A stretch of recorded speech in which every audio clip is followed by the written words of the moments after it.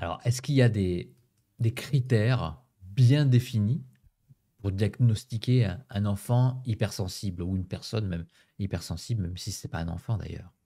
Ouais. Bah, c'est un ensemble de critères. Alors pour moi, chaque enfant hypersensible est unique et donc il va y avoir des Ah ouais. variantes. Mais dans les critères qu'on donne, déjà, il y a une hypersensibilité émotionnelle et sensorielle. Émotionnelle, ça veut dire qu'ils sont facilement sensibles à la frustration, qu'ils n'aiment pas trop qu'on change. Par exemple, si on leur dit qu'on va aller au parc et puis qu'on change d'habit, ça peut être un drame chez ces enfants-là. Donc, il faut pas trop. Ils n'aiment pas trop le changement. Ça peut être l'hypersensibilité. Ils vont avoir des réactions démesurées à une situation, autant en colère qu'en tristesse. Donc les parents le voient petit à petit qu'il y a vraiment, tout est à fleur de peau, tout est vécu de façon intense en fait. C'est aussi des enfants qui sont facilement anxieux et qui sont vite touchés par l'émotion de l'autre. Donc ça, c'est vraiment le côté émotionnel. Et après, le côté sensoriel, ça va être des enfants qui, par exemple, ne supportent pas certains vêtements ou certaines matières Ah, d'accord. ou qui supportent pas certains goûts, certaines odeurs, ou qui ont des sens aussi très développés, c'est-à-dire qu'ils vont sentir des subtilités, entendre des sons que les autres n'entendent pas, donc ils sont aussi très sensibles au bruit. Donc c'est des enfants qui sont vite saturés par le bruit, ou enfin voilà, ils vont être dérangés. Alors pour chacun, c'est différent. Il y en a qui n'auront pas ça, mais qui auront l'hypersensibilité émotionnelle. Il y en a, ça va être que sur le goût, que sur l'odeur, que sur les vêtements. Enfin voilà, Hmm. ça, il y a des variantes par rapport à ça. Après, on trouve aussi, ils ne supportent pas l'injustice. Donc, en Ouais. général, c'est des grands justiciers. Il faut que tout soit carré pour tout le monde, toute l'égalité, en fait, est importante. Ils ont une difficulté souvent avec l'autorité. Donc, ça, on le voit à l'école surtout. C'est pas qu'ils ne veulent pas l'autorité, c'est qu'ils ont besoin de comprendre. Donc, ils ont besoin qu'on leur explique et que ce soit juste. Donc, ça revient avec l'histoire de justice. C'est des enfants aussi qui, donc j'avais dit l'angoisse, qui peuvent avoir des TOC, qui peuvent soit se ronger les ongles, soit, par exemple, mon fils, il se mangeait les manches ou les cols de t-shirt. Donc on sent vraiment qu'il y a une difficulté.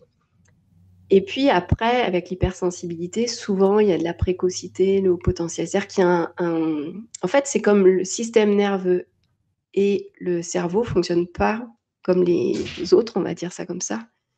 Et donc, ils ont une pensée très vive, hein, en arborescence. Donc, souvent, ils planent, ils réfléchissent à plein de choses, ils peuvent être très créatifs, ou même s'ils ne sont pas créatifs, en tout cas, ils vont réfléchir à beaucoup de choses. Hmm. Là où c'est difficile, c'est qu'ils ont des fois des conversations d'adultes, où ils vont poser des questions sur la mort, par exemple. Beaucoup, ça dépend, 4 ans, 7 ans. Et c'est ça qui est un peu déroutant, c'est-à-dire qu'ils ont des questions d'adultes ou des raisonnements d'adultes, donc des fois, on a l'impression de dire waouh. Et puis en même temps, sur d'autres choses, ils vont être comme des bébés, Hmm. c'est-à-dire très émotionnels, où ils n'arrivent pas à faire leur lacet, ils vont pas faire pipi quand il faut.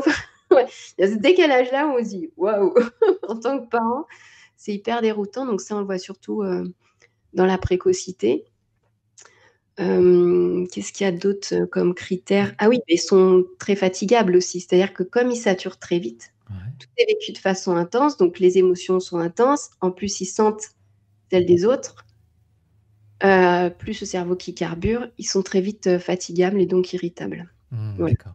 Ça se détecte vite, un enfant hypersensible. Est-ce que très tôt, avant qu'il puisse commencer à parler, ou alors faut vraiment qu'il y ait vraiment une interaction avec une interaction par la parole euh, pour commencer à détecter cette hypersensibilité? Ça dépend vraiment des enfants, ça dépend si elle est marquée. Hem, les parents qui ont déjà eu un enfant hypersensible vont le repérer assez tôt, vers Ouais. 3-4 ans, mais c'est souvent vers 3-4 ans. Ou alors si vraiment bébé, il a des comportements, mais c'est plutôt en effet quand il y a le langage, parce que c'est là où on voit les comportements un peu disproportionnés. Et moi, par exemple, mon fils, je l'ai pas vu, parce que Ah, je suis hypersensible. Donc pour moi, ah, c'était juste normal qu'il pleure facilement. Enfin, et c'est vraiment plus l'entourage qui m'a dit: «Ah ouais, ton fils, il est sensible», et après, c'est l'école qui m'ont parlé de précocité. Donc lui, il était en CE2 quand ça s'est, voilà, quand on a commencé, le diagnostic.